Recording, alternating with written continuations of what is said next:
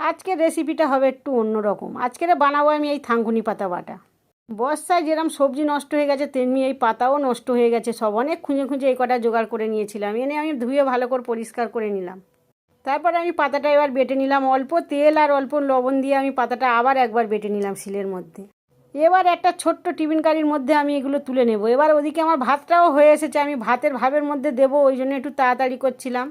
যাই হোক, এই পাতার প্রচুর উপকার, একবার বানিয়েও খেয়ে দেখতে পারো তোমরা। আমাদের দেশের দিকে আমরা তো প্রায় খাই, একটু পেটের সমস্যা হলেই এইভাবে আমরা বানিয়ে খাই। এর উপকার খুব তাড়াতাড়ি হয়, ওষুধের চেয়েও তাড়াতাড়ি হয়। আরও কাঁচা চিবিয়ে যারা সকালে খালি পেটে খায় তাদেরও উপকার হয়। পেটের যে কোনো সমস্যায় কিন্তু এই পাতা খুব উপকার। এবার আমি ভাতটা নামিয়ে নেব, যেহেতু আমার ভাতটা হয়ে গিয়েছিল। এবার আমি ভাতটা একটু গাম খেয়ে গেলে এবার ভাতটার মধ্যে থেকে সেই টিফিন বাটিটা বের করে নেব। এবার গরম গরম ভাতে পরিবেশন করবো এই থানকুনি পাতা বাটা। কালারটাও চেঞ্জ হয়ে গিয়েছিল, একবার বানিয়ে খেয়ে দেখতে পারো তোমরা।